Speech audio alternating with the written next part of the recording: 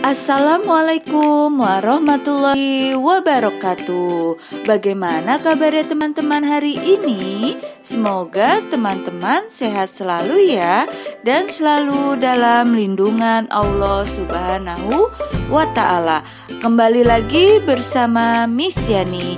Hari ini kita akan belajar tematik kembali, tema 2, subtema 3, bermain di lingkungan sekolah, pembelajaran 5 dan 6. Sebelum kita mulai pembelajaran pada hari ini, mari bersama-sama membaca basmalah. Bismillahirrohmanirrohim. Disimak baik-baik ya teman-teman. Di sini ada sebuah percakapan antara Beni, Dayu, dan Udin. Yang pertama yaitu Beni bertanya kepada Dayu, yaitu Dayu, mengapa kamu terlambat? Kemudian Dayu menjawab, saya jajan dulu. Beni pun bertanya, wah, jajan kan ada waktunya. Kemudian mengapa kamu membuang sampah sembarangan? Ada tempat sampah di sana. Kemudian Dayu pun menjawab, terlalu jauh, jadi biarkan sajalah. Kemudian Beni memberitahu kepada Dayu, yaitu itu kan bagian dari tata tertib di sekolah kita, Dayu. Menurut tata tertib di sekolah, kita semua murid wajib membuang sampah di tempat sampah. Kemudian Udin pun bertanya, bagaimana dengan tata tertib dalam upacara? Nah, di sini Beni memberitahu tata tertib upacara bendera. Dalam tata tertib upacara bendera, semua murid wajib mengikuti upacara bendera pada hari Senin. Setiap peserta upacara harus tertib, tidak boleh berisik. Sementara itu, dalam tata tertib di kelas, kita harus datang ke sekolah sebelum pembelajaran dimulai. Sebelum masuk ke kelas, kita harus berbaris dengan rapi di depan kelas. Setelah tanda bel masuk dibunyikan, semua siswa harus sudah berada di kelas. Kita diharuskan berdoa sebelum pelajaran dimulai dan setelah pelajaran berakhir dipimpin oleh ketua kelas.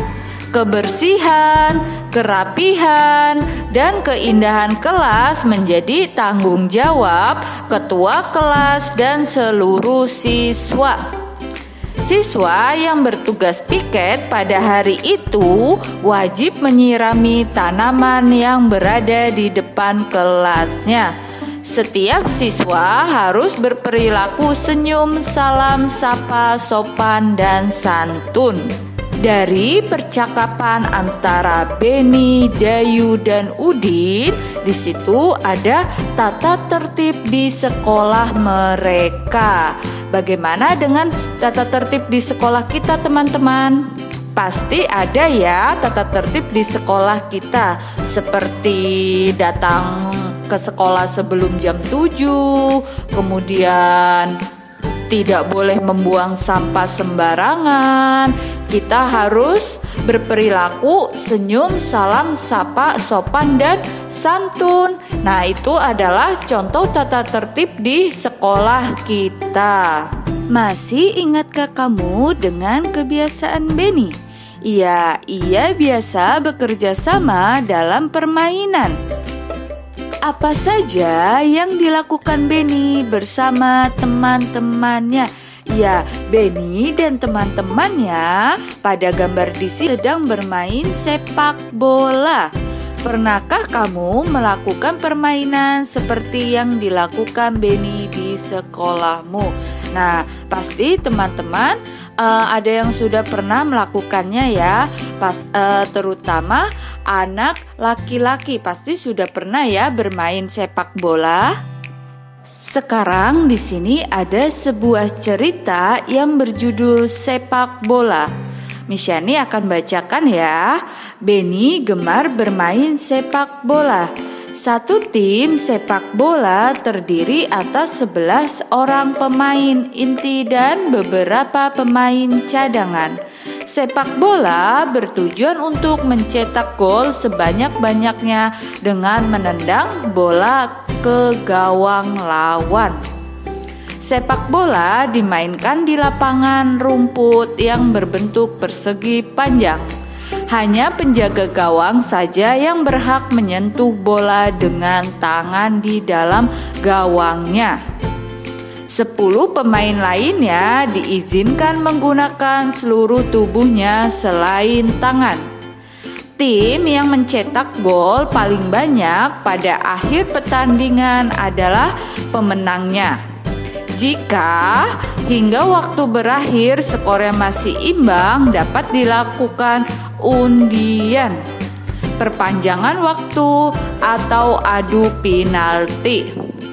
Wasit menggunakan peluit untuk memulai permainan, pelanggaran, dan akhir permainan. Jadi sepak bola itu satu tim terdiri dari 11 orang. Sepak bola bertujuan untuk mencetak gol sebanyak-banyak ya, dengan menendang bola ke gawang lawan.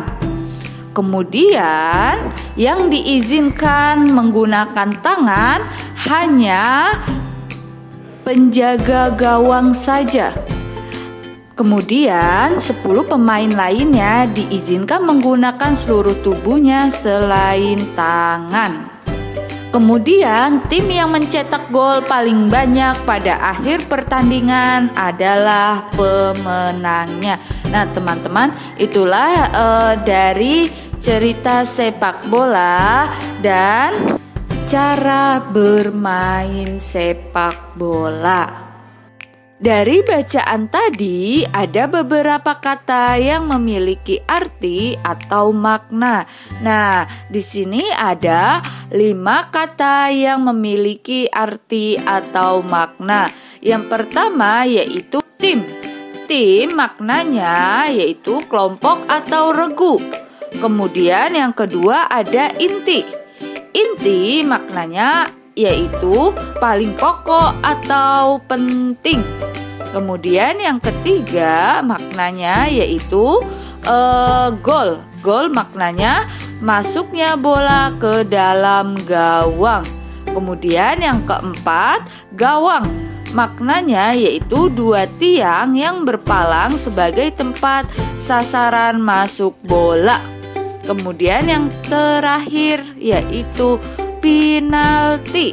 Maknanya yaitu tendangan atau tembakan hukuman karena melanggar peraturan permainan. Nah teman-teman, ini adalah beberapa kata yang memiliki arti atau makna. Bacalah teks percakapan berikut dengan cermat. Oke, di sini ada percakapan antara Lani dan Beni. Yuk kita simak percakapannya ya. Lani bertanya kepada Beni, apa saja tata tertib dalam bermain sepak bola? Kemudian Beni menjawab, setiap anggota harus mematuhi aturan dalam permainan. Lani bertanya kembali kepada Beni, untuk apa? Kemudian Beni menjawab, agar permainan berjalan dengan tertib. Penonton juga harus tertib. Penonton tidak boleh melempar benda-benda ke tengah lapangan. Kalau tidak tertib akan mengganggu proses permainan. Lani pun menjawab, sama seperti tata tertib di sekolah ya. Jika tata tertib tidak dipatuhi, pasti timbul akibat yang kurang baik. Kemudian Beni pun menjawab, benar, kalau tata tertib di sekolah dijalankan akan bermanfaat dalam kehidupan kita. Kita akan terlatih untuk lebih disiplin. Selain itu juga kita terbiasa hidup rapi dan bersih. kita juga terlatih untuk bertanggung jawab dengan kegiatan yang kita kerjakan, serta membiasakan diri untuk ramah kepada orang lain, membiasakan hidup tertib, memiliki banyak manfaat dalam hidup. Kemudian Lani pun menjawab, berarti kalau kita tidak mematuhi tata tertib di sekolah akan berakibat kurang baik. Kita pasti akan mendapat sanksi. Kalau pertama kali melanggar akan mendapat peringatan dahulu. Namun kalau sudah lebih dari sekali akan langsung mendapatkan hukuman. Jika pelanggarannya terlalu parah, orang tua kita akan dipanggil. Nah, teman-teman, di sini adalah percakapan antara Lani dan Benny yang menjelaskan manfaat tata tertib dan akibatnya jika kita tidak mematuhi tata tertib. Manfaatnya, jika kita mematuhi tata tertib, kita akan lebih disiplin, terbiasa hidup rapi dan bersih, dan hidup kita menjadi teratur. Kemudian, kalau kita tidak mematuhi tata tertib, akibatnya yaitu kita akan mendapat sanksi, hukuman, dan hidup kita menjadi tidak teratur. Nah, itu manfaat dari tata tertib dan juga akibat dari tata tertib jika kita tidak mematuhi tata tertib. Masih ingatkah kalian tentang pembagian yang bisa diubah dalam perkalian? Kemudian di sini Miss Yani punya sebuah contoh pembagian yang diubah ke dalam perkalian. Yang pertama yaitu 27 dibagi 9 sama dengan titik-titik, karena titik-titik dikali titik-titik sama dengan titik-titik. Nah, kita cari dulu hasilnya yaitu 27 dibagi 9 sama dengan, yang pertama kita ubah dulu 27 dibagi 9 sama dengan titik-titik menjadi perkalian titik-titik dikali 9 sama dengan 27. Nah, di sini kita cari dulu perkaliannya. Yang pertama yaitu 1 dikali 9 sama dengan 9. Kemudian kita coba lagi. 2 kali 9 sama dengan 18.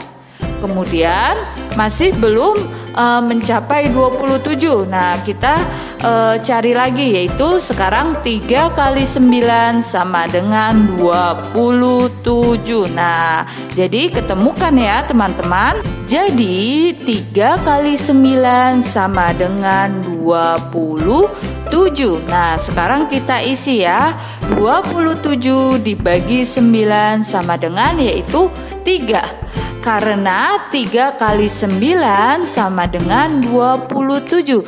Nah, sekarang atasnya kita ubah ke dalam pengurangan berulang hingga hasilnya 0, yaitu 27 dikurang 9 dikurang 9 dikurang 9 hasilnya 0. Jadi 27 dibagi 9 sama dengan 3. Karena 3 dikali 9 sama dengan 27. Nah, teman-teman, itulah pembagian yang diubah ke dalam perkalian. Kemudian di sini ada contoh yang kedua, pembagian yang diubah ke dalam perkalian. Caranya masih sama seperti yang tadi. Nah, cuma beda di angkanya ya teman-teman. Di sini yaitu 32 dibagi 8 sama dengan titik-titik, karena titik-titik dikali titik-titik sama dengan titik-titik. Kita cari dulu hasilnya ya, yaitu 32 dibagi 8. Yang pertama kita ubah 32 dibagi 8 sama dengan titik-titik menjadi perkalian titik-titik, kemudian dikali 8 yang hasilnya 32. Nah, kita cari dulu yuk teman-teman perkaliannya. Yang pertama yaitu 1 dikali 8. 1 dikali 8 hasilnya 8. Masih belum sampai 32. Sekarang kita coba lagi, yaitu 2 dikali 8 sama dengan 16. Masih belum 32 juga ya teman-teman. Kemudian sekarang 3 dikali 8 sama dengan 24. Hasilnya masih belum 32. Sekarang kita coba lagi, yaitu 4 dikali 8 hasilnya yaitu 32. Jadi 32 dibagi 8 sama dengan 4. Karena 4 dikali 8 sama dengan 32. Nah, sekarang kita ubah ke dalam pengurangan berulang.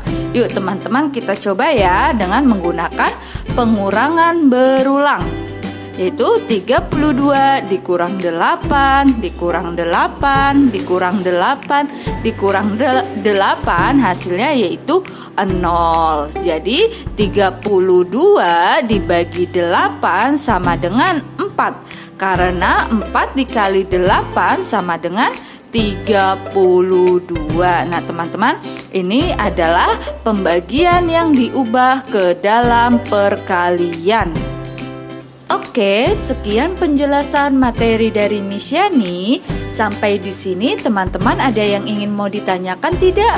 Atau ada yang belum paham? Jika ingin ditanyakan, boleh tanyakan langsung kepada Miss Yani ya.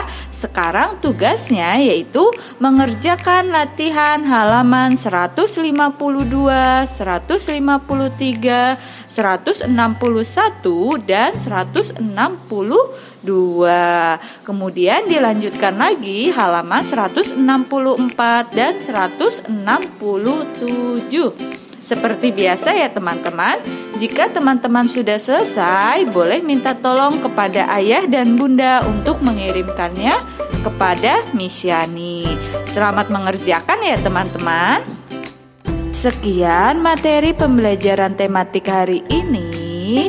Kurang lebihnya Miss Yani mohon maaf ya. Mari kita tutup dengan membaca hamdalah bersama-sama. Alhamdulillahirobbil alamin. Sampai jumpa kembali ya teman-teman. Bye bye. Wassalamualaikum warahmatullahi wabarakatuh.